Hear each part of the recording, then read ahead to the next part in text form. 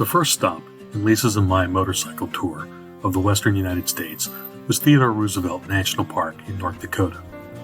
Theodore Roosevelt National Park is in the Badlands of western North Dakota and comprises 3 geographically separated areas. We stopped at the Painted Canyon Visitor Center for the photo opportunities, and we were not disappointed. The vistas were spectacular, and we saw numerous bison in the canyon, including the big one resting in the hills. We rode the South Unit Scenic Loop Drive, which is approximately 36 miles long and provides access to some incredible vistas and wildlife viewing. The road winds along the rolling, jumbled badlands with fantastic scenery in all directions. Along the way were numerous scenic overlooks and trailheads. We saw several herds of bison, prairie dog villages, wild horses, as well as deer as we rode through the park.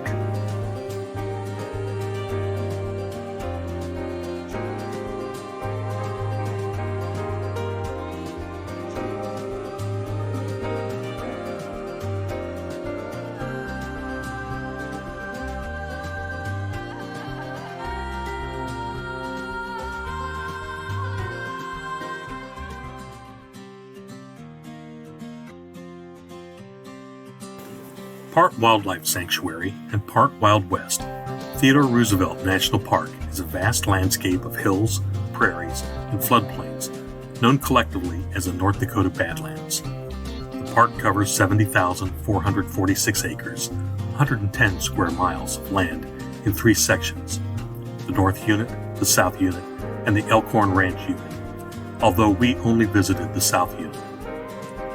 The South Unit is the park's most visited area.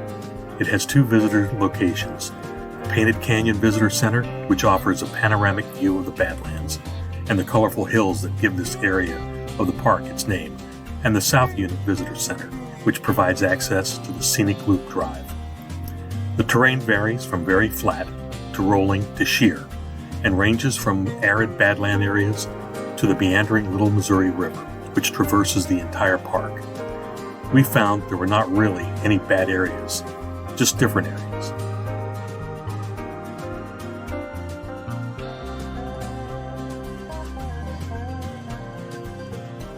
While the North Dakota Badlands have some similar characteristics to the Black Hills and South Dakota's Badlands, for the most part, they aren't as dramatic.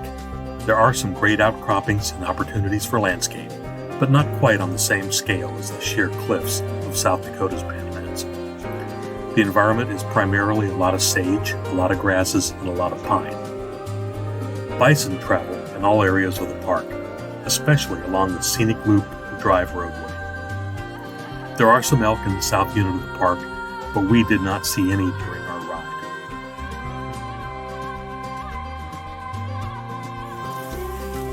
The National Park Service maintains small herds of feral horses in the park as a historical, cultural resource.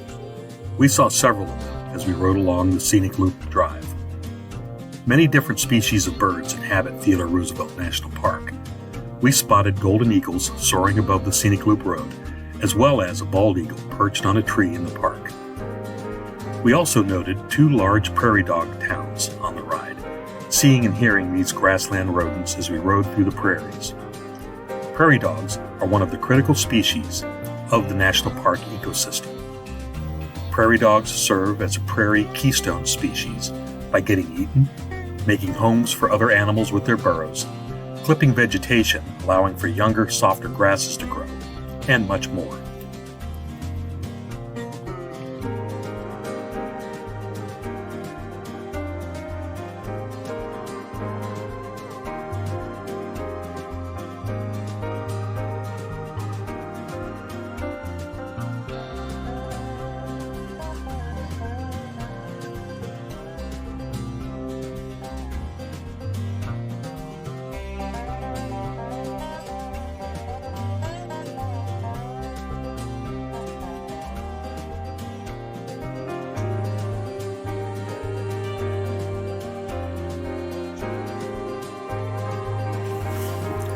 Theodore Roosevelt National Park was definitely worth our visit.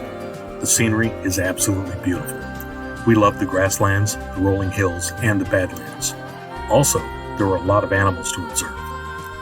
While the park is not as stark as the South Dakota Badlands, the number of tourists were lower and the wildlife seemed more abundant. We didn't take the time to stop and hike the many trails in the park because of time constraints, but that does give us things to do on our next visit. And with the Theodore Roosevelt National Park under our belts, it's on to Montana and Glacier National Park for another motorcycle adventure.